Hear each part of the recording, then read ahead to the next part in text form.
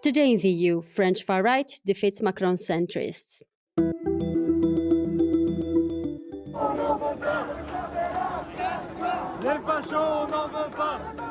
The French headed to the polls to decide on their next government after President Emmanuel Macron announced a snap election a few weeks ago. Bardella's far-right Rassemblement National emerged victorious in this first round of legislative elections with a record score of 34%. But what signals is this result sending ahead of the definitive second round, and what could the outcome mean for Emmanuel Macron's future? Hello and welcome. I am Eva Chiori, and this is Today in the EU. To look at the results of the first round of the French elections, the reactions, and what to expect, we're joined by our Paris-based politics reporter, Théo Bourgery-Gonse. Théo, what do the results of this first round of legislative elections mean for France? Well, they're showing that it's a historic score for the far-right Rassemblement National.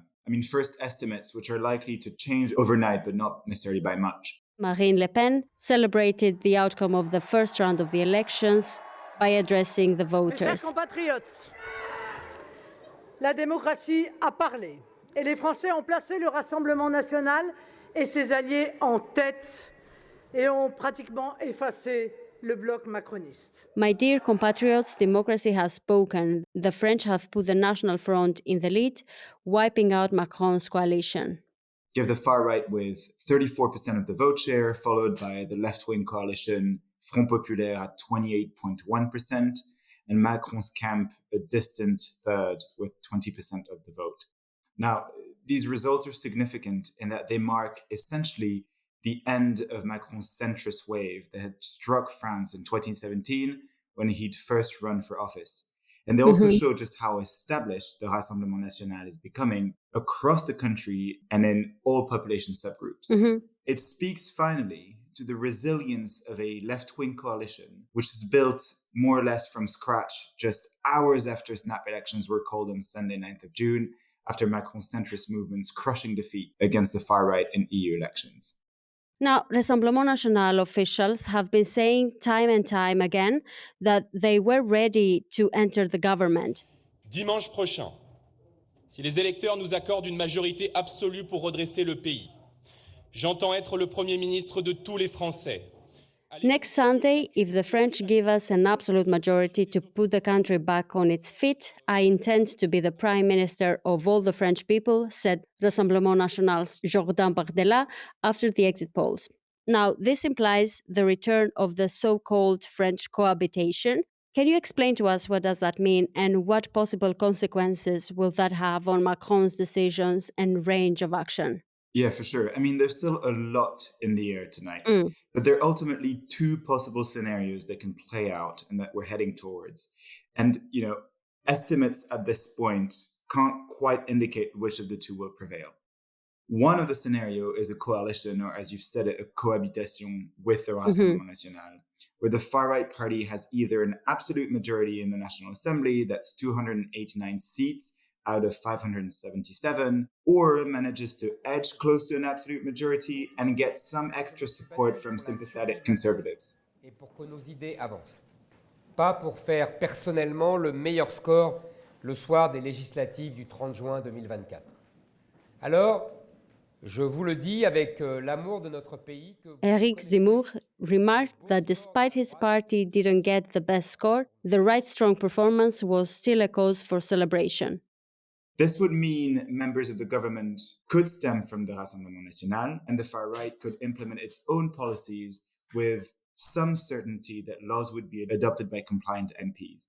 So priority policy moves there could include lowering VAT on energy and fuel from 20% to 5.5%, cutting emergency healthcare aid for displaced people living in France who've not formally received asylum, and freezing the delivery of long-range missiles to Ukraine. Scenario number two is a hung parliament, where there is no absolute majority and no obvious parliamentary coalitions. Now, France would really here enter uncharted territory. In what sense would that be? Some are mentioning the possibility of a technical, expert-led government, of the likes of Mario Draghi's National Unity Government he'd formed in Italy back in 2021. But ultimately, this would stretch France's institutional architecture to its limits and risk a long-lasting political crisis, bearing in mind that Macron so far has ruled out the possibility to resign, and snap elections cannot be called for at least a year according to the constitution. Mhm. Now, how did we get to the point where we see Emmanuel Macron so weakened? I mean, I think it's been a long process of growing distrust towards a man who's claimed he would reinvent and reshape the country's political landscape, but actually has established a two-party match against the far right he's slowly been losing. Mhm. In 2018, just over a year after his first term in office, the Yellow Vest movement shook the president's stature to its core and amplified the feeling of disconnection between him and citizens, especially in the rural part of the country, who work long hours, yet cannot make ends meet. Some of the reforms that Macron has pushed through more recently, especially the highly criticized pensions reform and the adoption of an immigration bill last December with the help of the far right, have also had his most ardent supporters abandon ship. Mhm. And then there's the economy, Evie. I mean, inflation and energy prices shot up in 2022 after Russia's invasion of Ukraine. And while France has actually been one of the most successful countries in the EU in keeping inflation in check, its effects are still felt through and through. That's correct. And we know for a fact that the economy is one of the key drivers behind people's votes in France and elsewhere. Mhm. Right. And this leads to the question, what does the future hold for Emmanuel Macron in case Rassemblement National wins an absolute majority also during the next round of elections?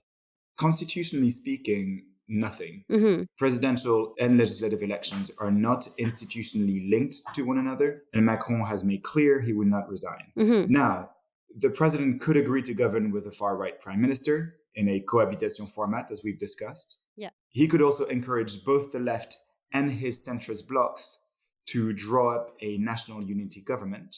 But really, how long could this last before his credibility on French and European stages are so dented he loses any form of authority? I mean, bar what institutions legally provide for, would it be politically viable for him to remain in post if he no longer has the tools to push through his own reforms?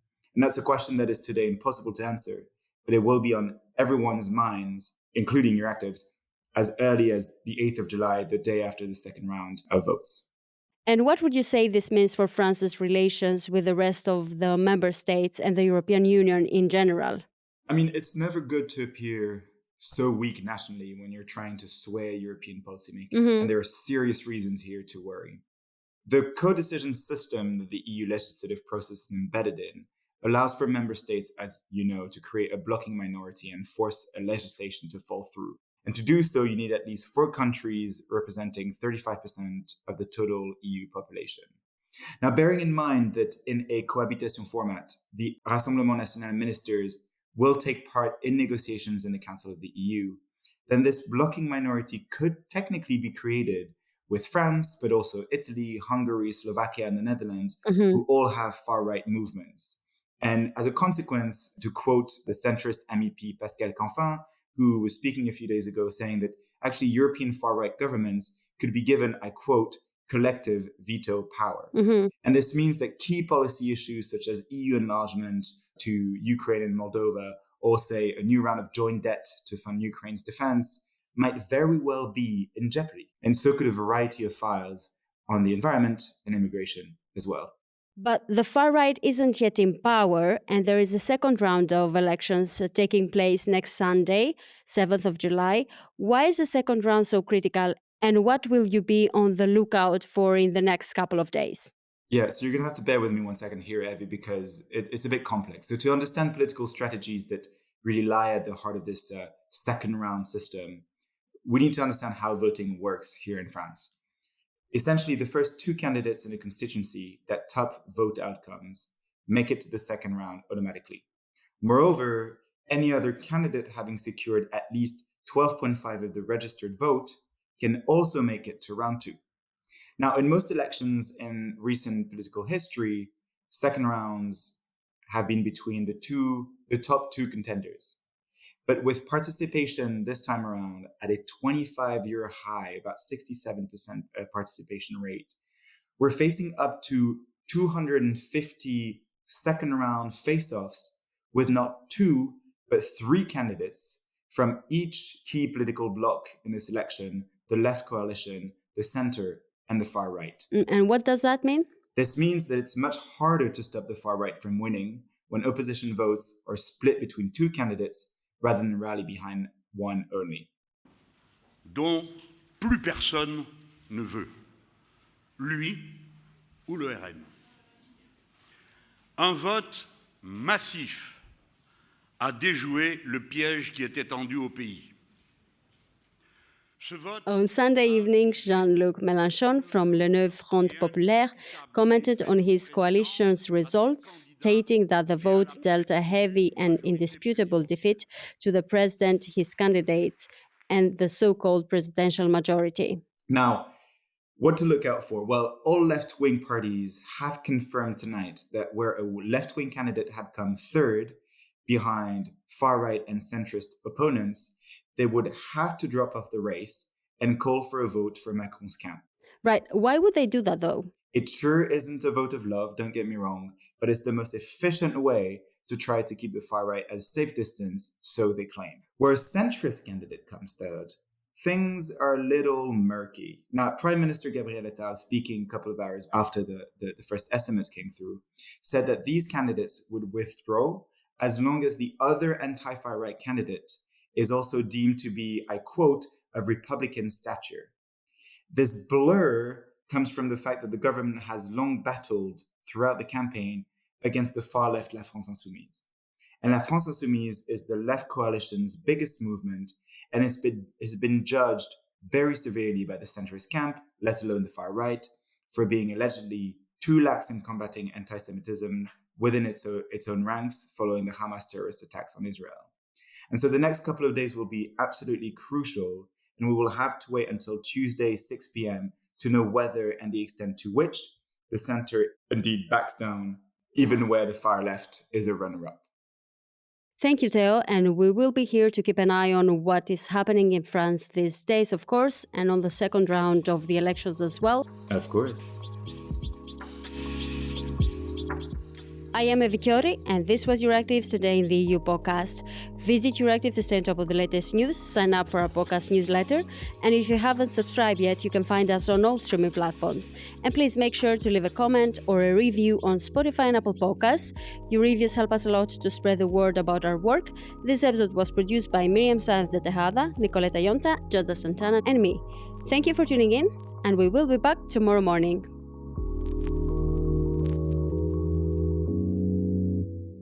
As part of our commitment to accuracy, inclusion, and transparency, Euractiv is part of the Trust Project.